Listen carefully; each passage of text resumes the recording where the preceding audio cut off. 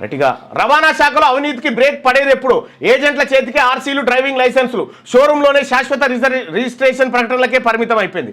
రవాణా శాఖ నేను మొన్ననే చెప్పిన ఒక మంత్రి గారికే నెలకు 7 కోట్ల రూపాయల మామూలు పోతున్నాయి అనేది ఆ సంఘాల నుంచి వస్తున్నటువంటి మాట.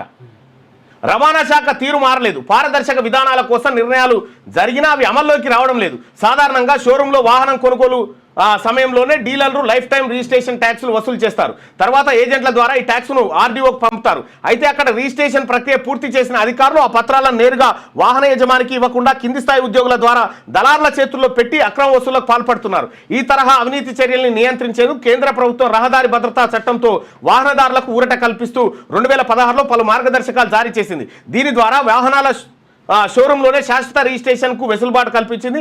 ఆంధ్రప్రదేశ్ సహా పలు రాష్ట్రాల్లో అప్పటి నుంచి డీలర్ దగ్గర రిజిస్ట్రేషన్లు అవుతున్నాయట. మొత్తం అవినీతికి అడ్డాగా మారిపోయిందని చెప్పి వార్త. హైదరాబాద్లోని తిరుమలగిరి ఆర్డీఓ కార్యాలయంలో ఏసీబీ అధికారులు ఇటీవల తనిఖీలు చేసినప్పుడు 13 మంది ఏజెంట్ల దగ్గర వాహనాల రిజిస్ట్రేషన్ సర్టిఫికేట్లు, డ్రైవింగ్ లైసెన్సులు భారీగా దొరికాయి.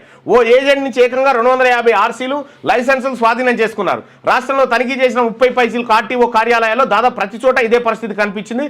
రవాణా శాఖలో అవినీతి తీవ్రతకు ఇది అద్దం పడతా ఉందట. చూసుకోగా 6వ తరగతి నుండి 10వ తరగతి విద్యార్థులకు గొప్ప అవకాశం. ఏపీ, తెలంగాణ మరియు సిబిఎస్ఈ విద్యార్థులకు ఎలాంటి అడ్మిషన్ ఫీజు లేకుండా సంవత్సరానికి కేవలం 1000 రూపాయలకే ఐఐటీ స్టాండర్డ్స్ తో ఆన్లైన్ ట్యూషన్స్ చెప్పబడును. 15 ఏళ్ల సుదీర్ఘ అనుభవం గల ఫ్యాకల్టీతో క్లాసులు నిర్వహించబడును. ఇప్పుడే ప్లే స్టోర్ నుండి ధర్మవాహిని యాప్ ని డౌన్లోడ్ చేసుకోండి. వివరాలకు సంప్రదించండి 7893051526.